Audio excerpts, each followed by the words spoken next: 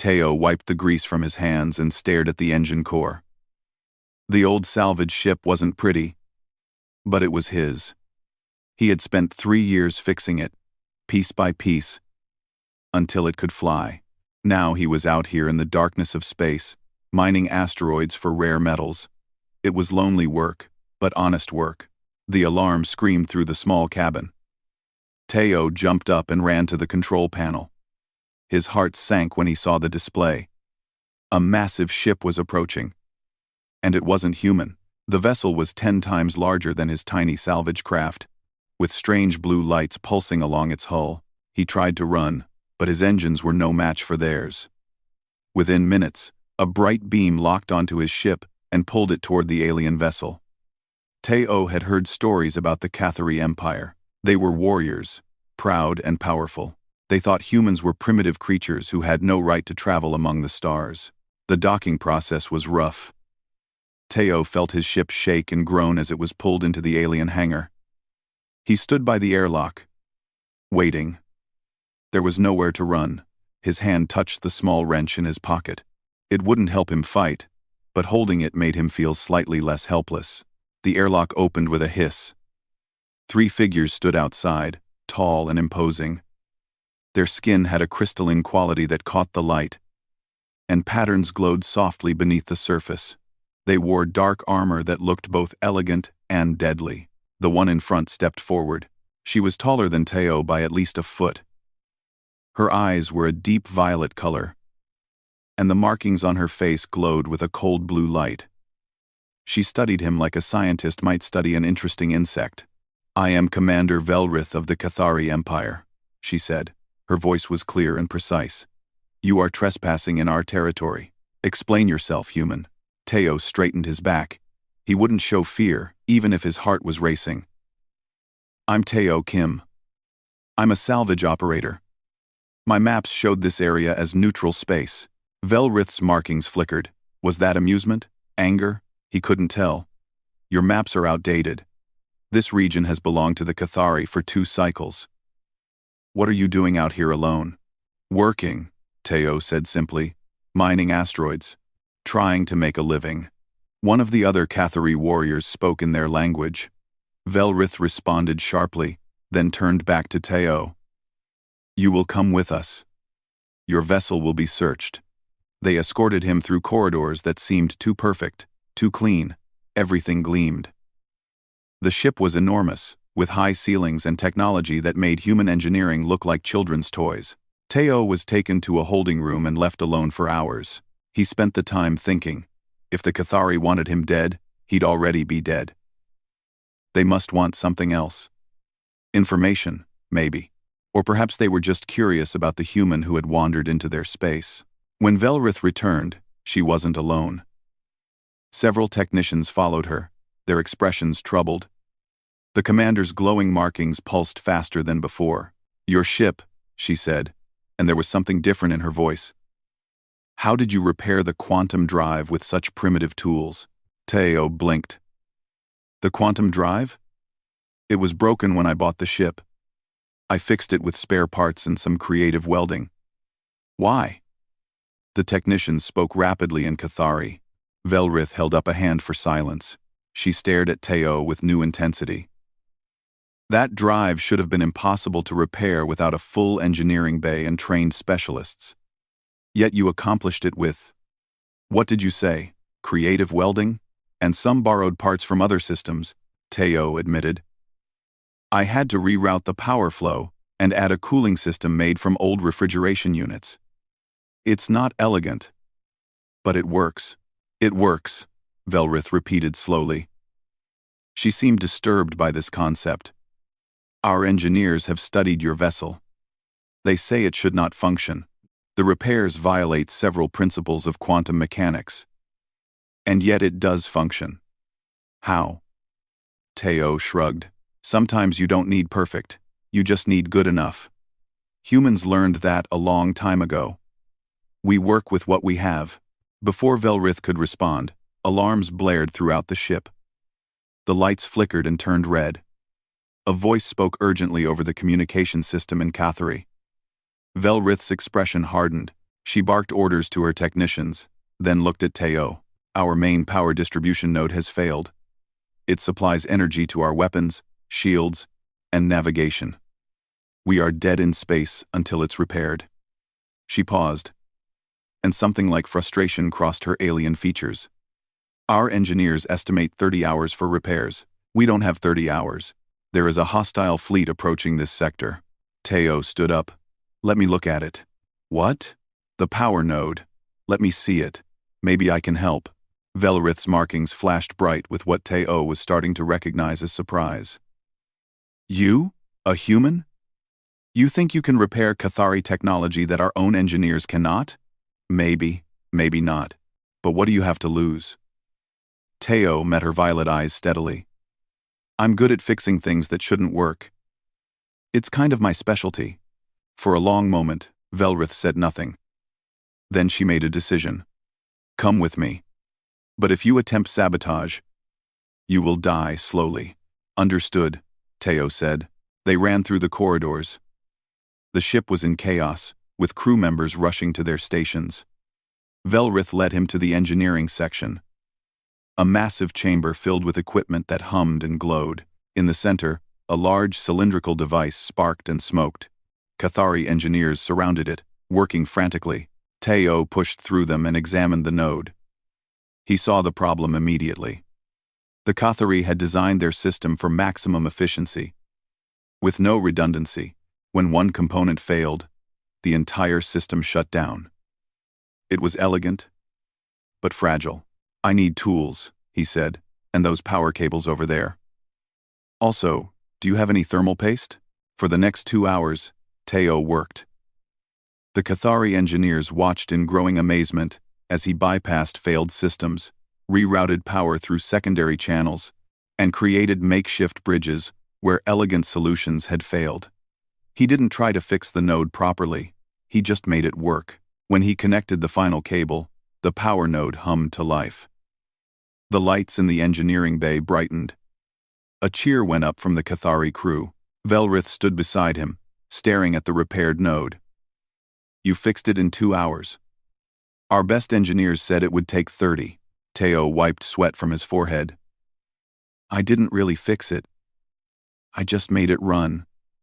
It'll hold for a few days, maybe a week. Then you'll need to do proper repairs.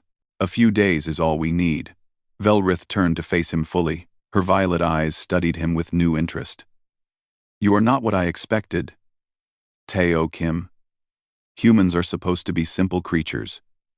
Weak. Primitive. We're survivors, Teo said. We don't always do things the right way, but we get things done. Velrith's markings pulsed in a pattern Teo couldn't read. Something had changed in the way she looked at him.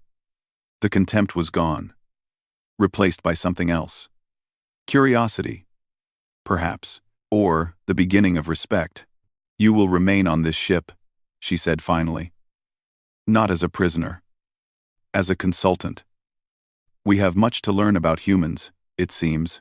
Teo smiled despite himself. Does that mean I get my own room? For the first time, Velrith's expression softened slightly. It might have been the beginning of a smile. Don't push your luck, human. 3 weeks had passed since Teo fixed the power node. The Cathari warship traveled to a massive space station called Praxis 7, a hub of diplomatic activity. Velrith had kept her word. Teo wasn't a prisoner anymore, but he wasn't exactly free either. He was something new. Something the Cathari didn't have a word for yet. The station was incredible. It floated in space like a small city, with ships coming and going constantly. Teo stood at an observation window, watching vessels from different worlds dock at various ports. He had never seen so many alien species in one place. Impressive, isn't it? A familiar voice said behind him. Teo turned to see Heian Park, a human diplomat he had met once before, years ago. She wore formal clothes and carried herself with confidence. Relief flooded through him at seeing another human face. Heian, what are you doing here? She smiled. I'm Earth's representative in these negotiations. When we heard the Cathari had captured one of our citizens, we had to respond. Turns out, You've made quite an impression on Commander Velrith. She specifically requested you remain here during the talks. Talks about what?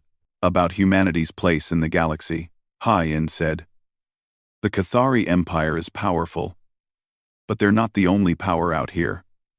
Earth has been watching, waiting for the right moment to make formal contact. You stumbling into their territory might have been the best accident in human history. Over the following days, Teo found himself spending more time with Velrith. She had duties to attend to, but she often sought him out during her free hours. At first, she asked technical questions about human engineering. Then she started asking about other things. They sat in the station's gardens one evening, a space filled with plants from dozens of worlds. Velrith's glowing markings cast soft light on the alien flowers around them. "Tell me about Earth," she said. "Not the technical information I can read in reports. Tell me what it's like to be human." Teo thought about how to answer. "We're not the strongest species. We're not the smartest. And we don't live very long compared to most aliens. But we don't give up. Ever. We've survived ice ages and diseases and wars. We've nearly destroyed ourselves a dozen times, but we always found a way to keep going." "Why?" Velrith asked. "Why keep fighting when the odds are against you?" "Because giving up isn't in our nature. We're stubborn like that," Teo smiled. "My grandmother used to say that humans are like weeds. You can cut us down, burn us, poison us, but we always grow back." Velrith's markings pulsed in a pattern he was learning meant she was thinking deeply. "The Cathari value strength and perfection. We believe in order. In discipline, chaos is something to be controlled or eliminated. Humans thrive in chaos," Teo said. "It's where we do our best work. When everything falls apart, that's when we figure out what we're really made of." "That sounds exhausting," Teo laughed. "It is. But it's also kind of beautiful, in its own way." One evening, Teo showed Velrith human music. He had managed to access Earth's databanks through the station's network. They listened to everything from classical symphonies to rock music to traditional songs from different cultures. Velrith was fascinated. Cathari music is mathematical. It follows precise patterns and structures. But human music, it breaks rules. It's emotional. Chaotic. "That's the point," Teo said. "Music isn't just about the notes. It's about what those notes make you feel." "Feel," Velrith repeated the word slowly. "Cathari are not encouraged to indulge in feelings. They cloud judgment. They make us weak. Or they make you alive," Teo suggested gently. Their peaceful discussions were shattered one afternoon when alarms rang through the station. A radical group, opposed to the human Cathari negotiations, had set off bombs in the civilian quarter. Teo was in his quarters when the explosion happened. The floor shook, and he heard screams. He ran toward the sound without thinking. The corridor was filled with smoke and debris. Several Cathari civilians lay injured on the ground. Most were children. Teo's medical training was basic, but he knew enough to help. He tore strips from his shirt to make bandages. He moved rubble off trapped victims. When armed attackers appeared at the end of the corridor, Teo didn't have time to be afraid. He grabbed a piece of broken pipe and threw it at a fuel line, creating an explosion that blocked the passage. "Creative," a voice said beside him. Velrith had arrived with security forces. Her eyes found the injured civilians, then looked at Teo, covered in dust and blood. "You stayed to protect them." "Of course I did," Teo said, confused. "They needed help. You are not a warrior. You had no weapon, no training. Running would have been logical, maybe, but it wouldn't have been right." Something shifted in Velrith's expression. For the first time since he'd met her, the commander looked uncertain, vulnerable. Later that night, after the injured had been taken to medical facilities and the attackers captured, Velrith found Teo in the observation deck. He was staring out at the stars, still processing everything that had happened. "You surprised me today," she said quietly. "You fought like no warrior I've ever seen. Dirty tactics, improvised weapons, no honor in it at all." Teo turned to face her. "Was I supposed to let those people die for the sake of honor?" "No, that's not what I meant." Velrith came closer. In the dim light, her markings glowed softly. Cathari warriors are trained from birth. We follow codes, traditions, rules of engagement. You ignored all of that. You simply did what was necessary to protect the weak. It was effective. And it made me realize something. What? That perhaps the Cathari way is not the only way. That strength comes in forms we have not recognized. She hesitated, and Teo could see she was struggling with something. I have been thinking about humans constantly since you repaired our ship. At first, I told myself it was professional curiosity. But that's not entirely true. Teo's heart beat faster. What is it then? I don't know what to call it in your language. Or mine. Velrith's markings flickered with what looked like embarrassment. Among Cathari, we form bonds based on duty, on compatibility of purpose. But you humans, you speak of something else. You call it love? Sometimes, Teo said carefully. Love means a lot of things to humans. But yes, we form connections based on emotion, not just logic. Is that what I'm feeling? Velrith asked. She looked genuinely confused. This pull toward you? This desire to understand you? To be near you? It's inefficient. Illogical. It distracts me from my duties. Teo found himself smiling despite the serious conversation. Yeah, that sounds like the beginning of feelings. Human feelings. Anyway, I don't know how Cathari experience these things. We don't, Velrith said. Or we're not supposed to. Especially not toward aliens. Especially not toward humans, who are considered beneath us. She looked away. But I find I don't care about those rules anymore. You've shown me that rules can be broken when they stop making sense. Velrith. Teo didn't know what to say. He'd felt drawn to her too. But he'd assumed it was impossible. She was an alien commander, a member of a proud warrior race. He was just a human mechanic. I'm not asking for anything, Velrith said quickly. I just wanted you to know. You've changed how I see the universe. Teo Kim. You've changed how I see my own people. That's a gift I didn't expect. She turned to leave, but Teo reached out and gently touched her arm. She froze. Through the crystalline surface of her skin, he could feel warmth. You've changed how I see things too, he said softly. I thought all Cathari were cold, rigid, superior. But you're not.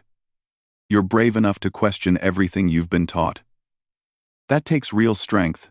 Velrith looked at his hand on her arm, then up at his face. Her violet eyes were wide. What do we do with these feelings? I don't know, Teo admitted. But humans have a saying. We figure it out as we go. For the first time since he'd met her, Commander Velrith smiled. It transformed her face, making her seem less alien and more simply beautiful. Figure it out as we go, she repeated. How very human. The summons to the Cathari homeworld came without warning. Velrith delivered the news herself, her expression carefully neutral. The High Council wanted to meet the human who had impressed their commander. They wanted to see what humanity was truly capable of. Teo stood on the bridge of Velrith's ship as they approached Cathara. The planet was beautiful, covered in crystalline structures that caught the light of 3 small suns. Cities sprawled across continents, precise and orderly. Everything looked planned. Perfect. Cold. It's amazing, Teo said honestly. It's home, Velrith replied. She stood close enough that he could feel the warmth radiating from her crystalline skin. Over the past weeks, they had grown closer, though they were both careful not to show it in public. But I must warn you. The Council is not like me. They will test you. They may try to humiliate you to prove human inferiority. I can handle it, Teo said with more confidence than he felt. The Grand Assembly Hall was enormous. Thousands of Cathari filled the seats, all watching as Teo walked to the center of the floor. The High Council sat elevated above him, 12 figures in elaborate robes. Their markings glowed with authority and age. The questioning began immediately. They asked about Earth's technology, its military, its resources.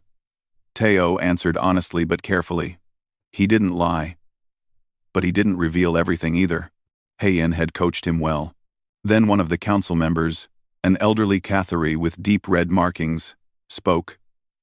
You claim humans are worthy of respect. Yet you are weak creatures. Short-lived, fragile. You have no natural defenses, no special abilities. Why should we see you as equals? Teo took a breath. This was the moment that mattered. You're right. Humans are physically weak compared to most species. We live shorter lives. We break easily, but we've survived every disaster our planet could throw at us. And we did it without claws or armor, or superior strength. We did it with our minds and our stubbornness. Explain, the council member demanded. So Teo told them about humanity. He spoke about ice ages that should have killed them but didn't. About diseases that wiped out millions, but not all. About wars that nearly destroyed their world, but didn't quite succeed. He talked about how humans went to space in primitive rockets that barely worked. How they built stations and colonies through trial and error. How they never accepted that something was impossible. We don't have your technology, Teo said. But we developed faster than light, travel independently. We did it differently than you did. Using theories our scientists created from scratch. Our ships are smaller, but they're faster and more adaptable. We don't build things to last forever. We build things that can change when we need them to change. The council members murmured among themselves. Then another spoke up. You speak of adaptability. Of chaos. These are not strengths. They are flaws. Are they? Teo asked. When your power node failed, your engineers couldn't fix it because they only knew one way to solve the problem. I fixed it because I knew 10 different ways, none of them perfect. Chaos isn't a flaw. It's a tool.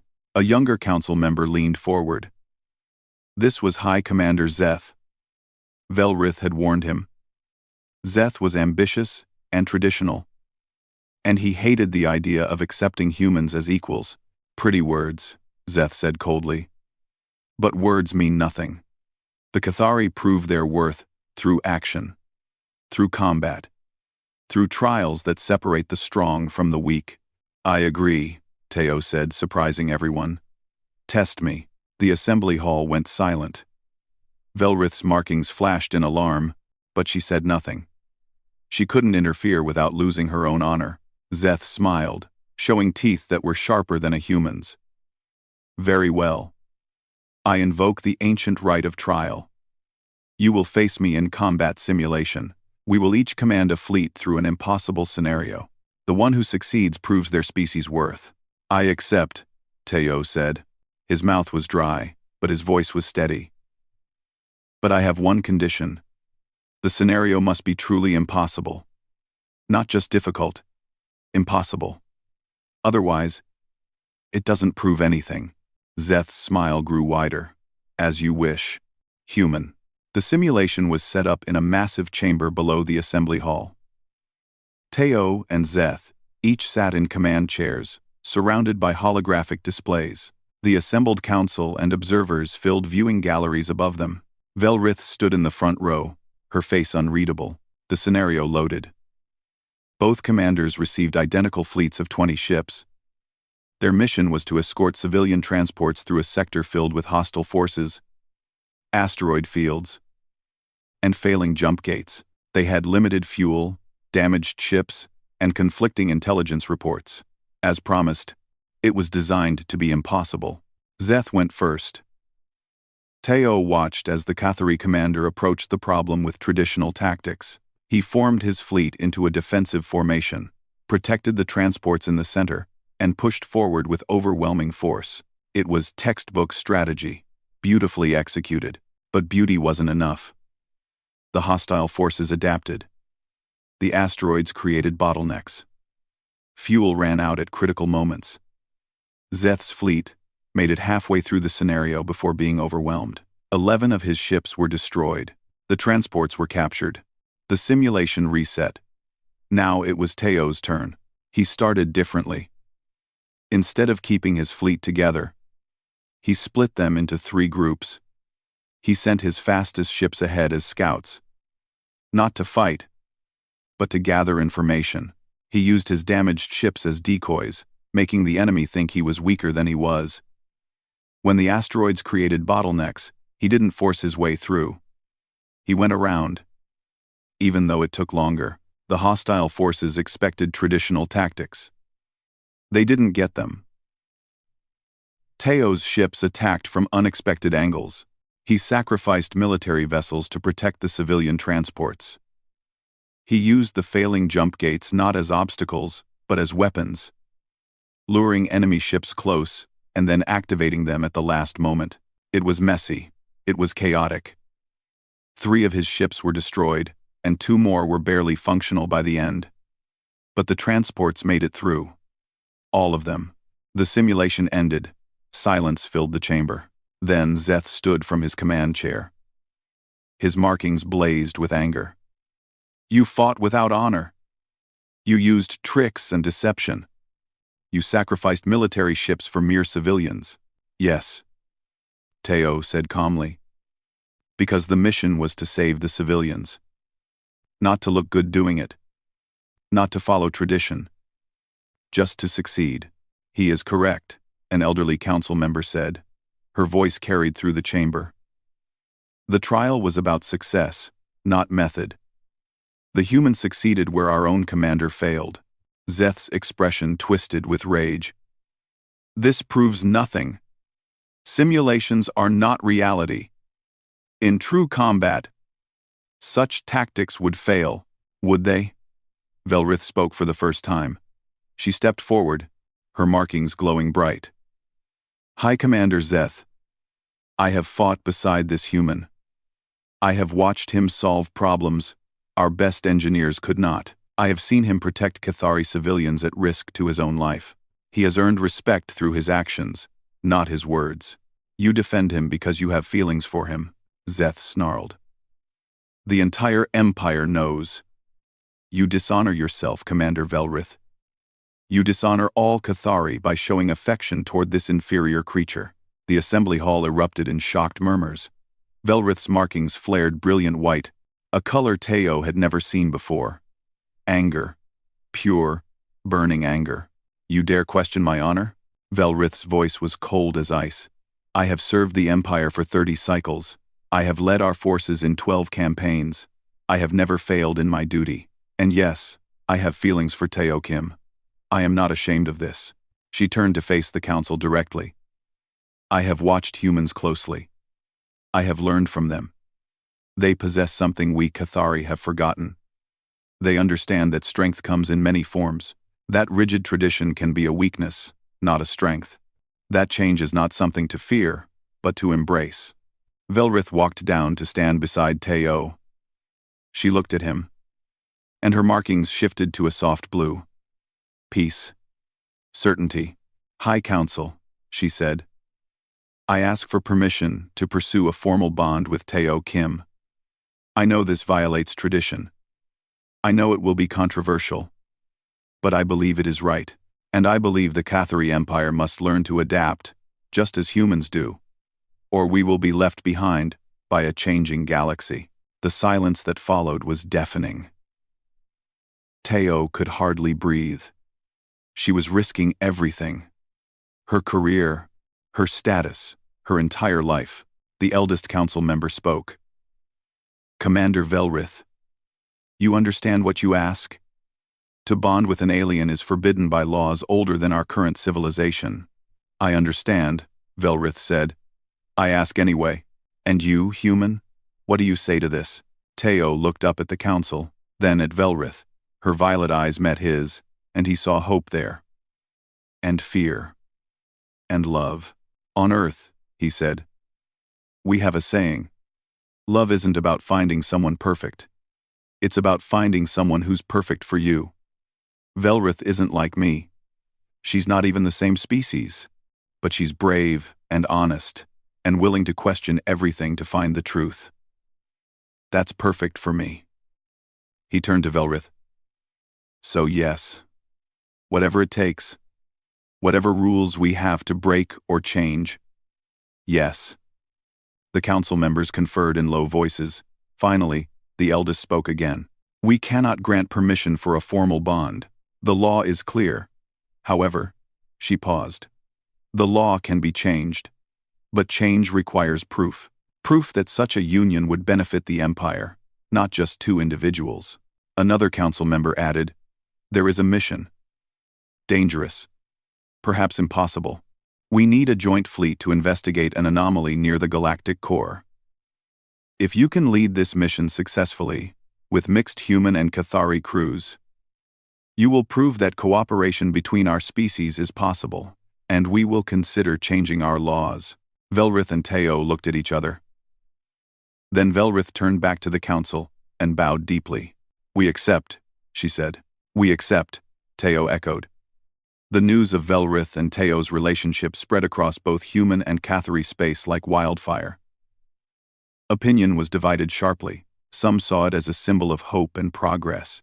Others saw it as betrayal and disgrace. Teo received messages from Earth. Most were supportive, but some were angry. How can you trust them? 17.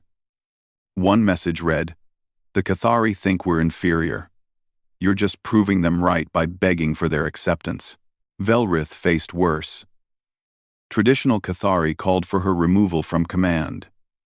Military officers she had served with for decades refused to speak to her. Protesters gathered outside government buildings, demanding she be punished for dishonoring their species. Through it all, they prepared for the mission. The joint fleet would consist of 10 Cathari warships and 15 human vessels. The crews would be mixed, with humans and Cathari working side by side. It had never been attempted before. The first meeting of the Joint Command Staff was tense. Cathari officers stood on one side of the briefing room, humans on the other. Velrith and Teo entered together, and the temperature in the room seemed to drop. Thank you all for coming, Velrith began.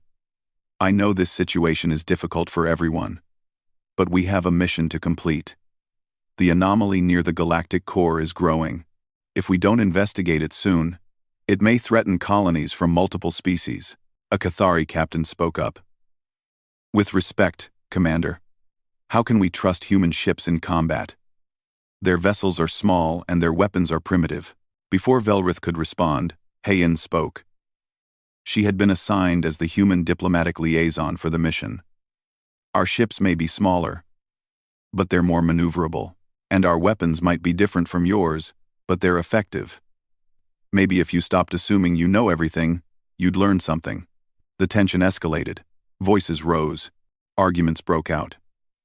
Teo watched it fall apart, feeling helpless. Then he stood up and whistled loudly. Everyone stopped and stared at him.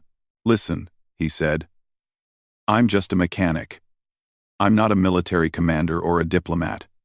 But I know one thing. When different parts work together, you get something stronger than any single part alone. That's basic engineering. A Cathari ship has better shields. A human ship is faster.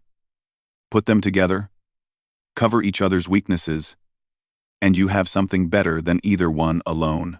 A human captain nodded slowly. He has a point. We've been so focused on our differences that we haven't thought about our strengths.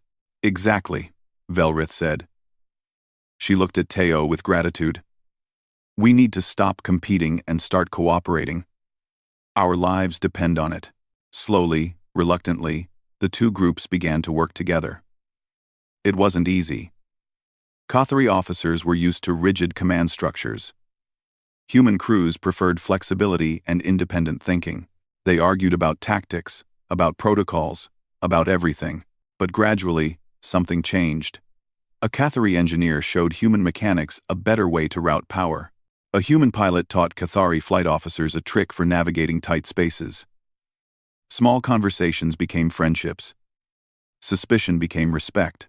Teo and Velrith worked tirelessly, moving between ships, solving problems, mediating disputes. They were exhausted, but they couldn't stop. Too much depended on this mission's success. 3 days before launch, disaster struck. A massive space anomaly appeared near human and Cathari colonies in the outer rim. It was similar to the one they were supposed to investigate, but larger, much larger. Gravitational forces were pulling asteroids and debris toward it. If it continued growing, it would consume both colonies within a week. Millions of lives were at stake. The High Council convened an emergency session. The mission to the Galactic Core was cancelled. Every available ship was redirected to evacuation efforts. But there was a problem. The anomaly was affecting both human and Cathari colonies, but they were on opposite sides of the danger zone. Neither species had enough ships to evacuate both populations in time. Velrith looked at Teo across the command center. He saw the same thought in her eyes that was in his mind. "We use the joint fleet," he said. "The crews aren't fully trained yet," a Cathari admiral protested. "Sending them into such a dangerous situation could be catastrophic. So, could letting millions of people die," Velrith replied sharply. "We're as ready as we're going to be. And we don't have time to waste." Hayan stepped forward. "Earth authorizes the mission. Our people will follow Commander Velrith's orders." The Cathari High Command hesitated, then agreed. They had no choice. The joint fleet launched within hours. Velrith commanded from the lead Cathari vessel. Teo coordinated civilian evacuations from a human transport ship. They had to work perfectly together, synchronized across two different colonial systems, while dealing with an unstable space anomaly. It was chaos. Exactly the kind of chaos humans thrived in. Human ships darted in and out of danger zones, picking up refugees from places Cathari ships couldn't reach. Cathari vessels used their superior shields to protect transport ships from debris storms. When a human freighter's engines failed in the middle of an evacuation, a Cathari warship towed it to safety without being asked. Teo worked for 36 hours straight, coordinating logistics, rerouting ships, solving problems as they appeared. His small transport ship picked up refugees from both species, cramming far more people aboard than was safe or comfortable. Nobody complained. They were alive. On the Cathari side, Velrith performed miracles. She positioned her warships to create a protective corridor, allowing civilian transports to escape. When the anomaly suddenly expanded, threatening to catch several ships, she ordered her own vessel to move into the danger zone, using its shields to buy precious seconds for others to escape. The bridge crew protested. Lieutenant Kress, her second in command, grabbed her arm. "Commander, if we stay here, we may not be able to escape." "Then we don't escape," Velrith said calmly. "But those civilians will. That's what matters." In the end, they did escape. But barely. Velrith's ship limped away with failing engines and shields, at 5%. But every civilian transport made it out safely. The final count was staggering. Over 3 million humans evacuated. Over 2 million Cathari saved. 0 casualties. It was impossible. But they had done it. The joint fleet gathered at a safe distance, watching the anomaly consume the empty colonies. Ships from both species floated side by side, exhausted but victorious. Teo stood in the cargo bay of his transport, surrounded by sleeping refugees from both species, some human children curled up against Cathari adults who had kept them calm during the evacuation. Velrith's face appeared on his communication screen. She looked exhausted, her markings dim from fatigue, but she was smiling. "We did it," she said softly. "Yeah," Teo replied. "We really did. The High Council has been watching. They're calling it a miracle. Proof that cooperation between our species isn't just possible, but necessary. Does that mean?"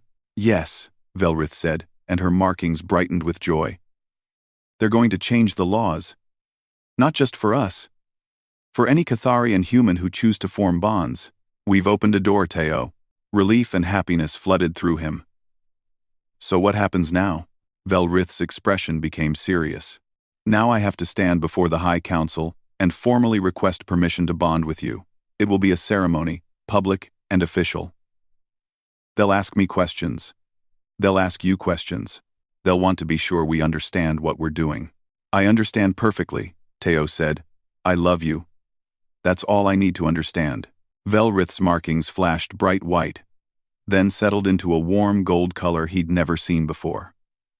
In Cathari culture, we don't use the word love lightly. It's a binding commitment, not just an emotion.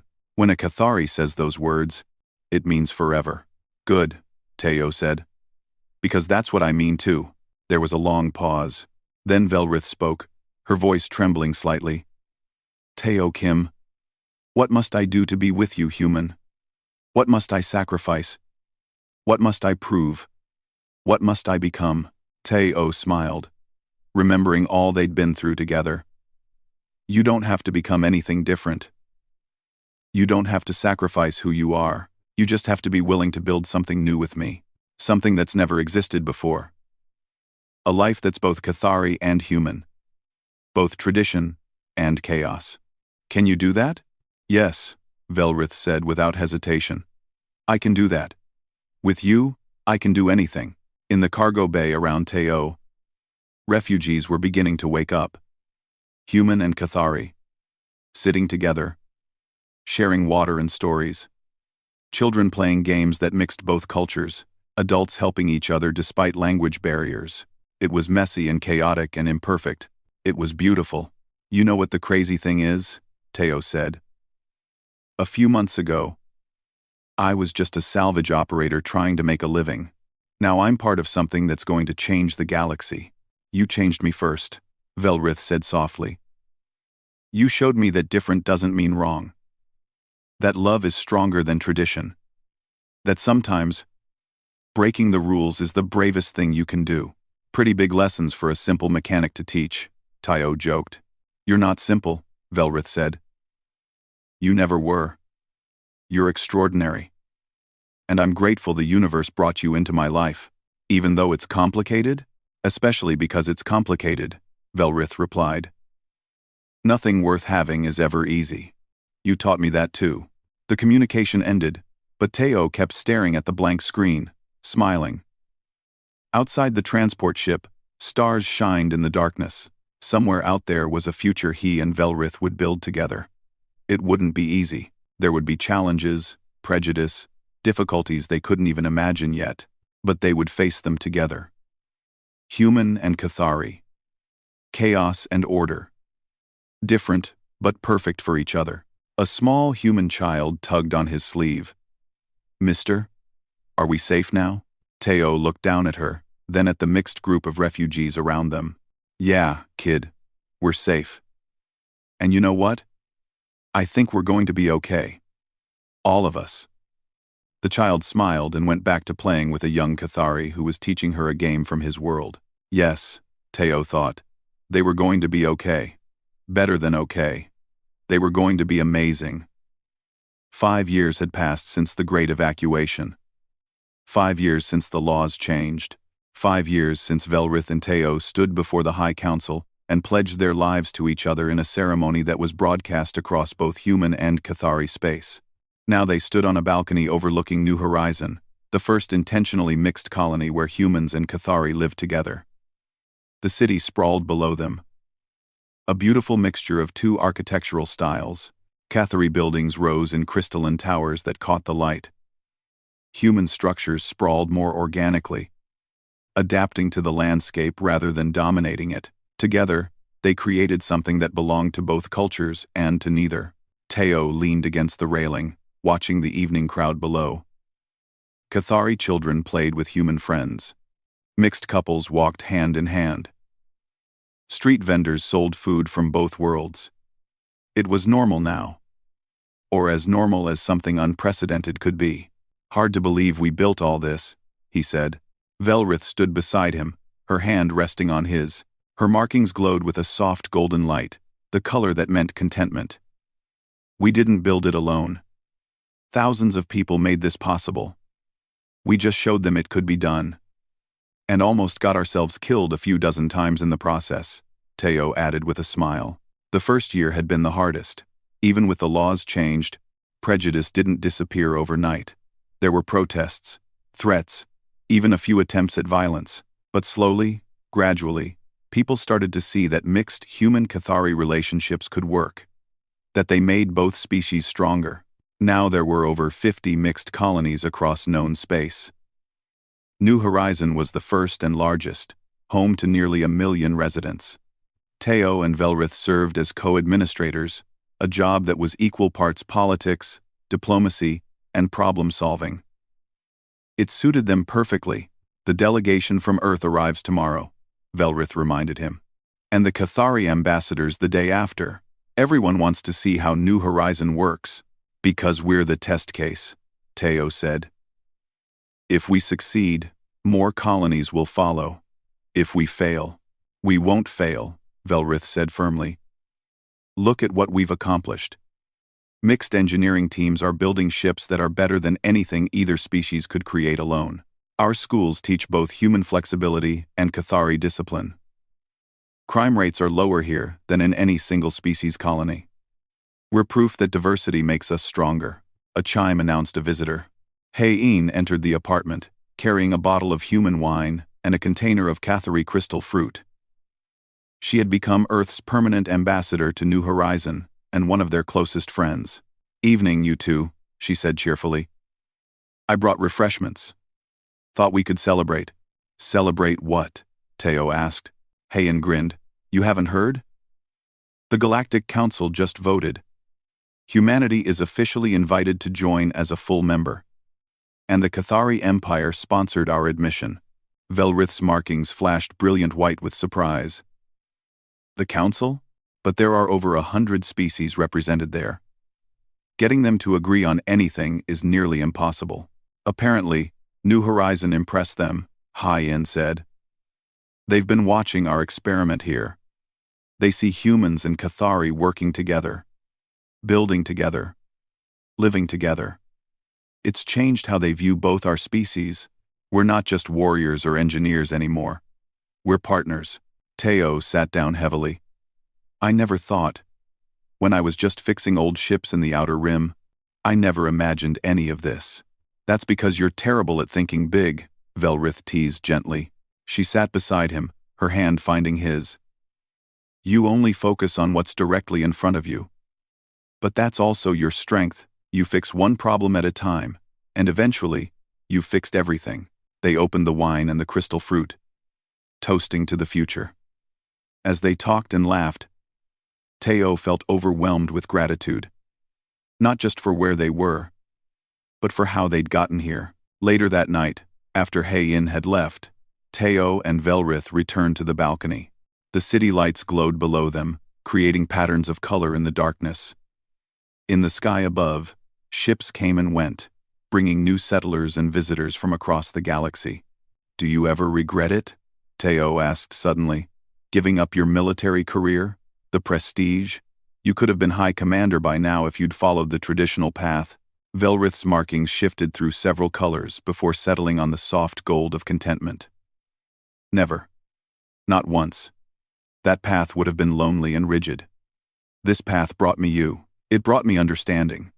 It brought me life, not just duty. The Cathari must think you're crazy. Some do, Velrith admitted. But others see me as brave. A revolutionary. Someone who chose love over fear. And honestly, I don't care what they think anymore. I care about what we're building here. She gestured to the city below. Look at them. Teo. Humans and Cathari living together. Not just coexisting, but thriving. Creating art together. Raising children together. Building a future that belongs to both species. We made that possible. You made it possible, Teo corrected. You were the one who had everything to lose. Your career, your status, your entire culture. I was just a mechanic who got lucky. You're much more than that, Velrith said seriously. She turned to face him fully. You showed me that love is worth fighting for. That sometimes, the hardest choice is the right choice. That different doesn't mean incompatible. You changed me, Teo Kim. You made me better. Teo felt tears forming. Even after 5 years, Velrith could still make him emotional. You changed me too. You taught me that I could be more than just a guy who fixes things, that I could actually make a difference. They stood together in comfortable silence, watching their city. A city of miracles. A city that shouldn't exist but did. A young couple passed on the street below. Human woman and Cathari male. Laughing together. They didn't look around nervously. They didn't hide their relationship. It was just normal for them. Do you remember? Teo said softly. That night on Praxis 7? When you asked me about human relationships? I remember, Velrith said. I was so confused, so uncertain. I didn't understand what I was feeling. And now? Velrith's markings glowed brighter. Now I understand perfectly. Love isn't logical. It doesn't follow rules or care about tradition. It just exists. Powerful and undeniable. And when you find it, you have to be brave enough to hold on to it, no matter what anyone else says. That's very human of you, Teo said with a smile. Good, Velrith replied. I've learned from the best. They kissed then, human and Cathari, two beings from different worlds who had found each other against all odds. The city lights glowed around them, a testament to what was possible when people chose hope over fear, love over prejudice, and understanding over hatred. The next day, delegates from across the galaxy arrived to tour New Horizon. They walked through the streets, visited the schools, spoke with residents. They saw Cathari engineers working with human mechanics. They saw mixed families, mixed businesses, mixed everything. The delegates from the Galactic Council were particularly interested in the education system. Teo and Velrith took them to the largest school, where over 2,000 children learned together. How do you handle the cultural differences? One delegate asked. Surely there must be conflicts. Of course there are conflicts, Velrith answered honestly. Humans and Cathari have very different approaches to life. But we teach the children that different isn't wrong. It's just different. And differences can make us stronger if we're willing to learn from each other. A teacher demonstrated a class where human and Cathari students worked together on an engineering project. The human students brought creative, unexpected solutions. The Cathari students provided discipline and precision. Together, they built something neither group could have created alone. One of the delegates, an ancient being from a species Teo didn't recognize, spoke quietly. In my 300 years, I have seen many attempts at integration between species. Most failed. They tried to force conformity, to make everyone the same. But you have done something different. You celebrate the differences while building unity. It is remarkable. Thank you, Teo said. But we're not perfect. We still have problems, disagreements, challenges. We just face them together instead of apart. That evening, there was a formal ceremony in the main plaza.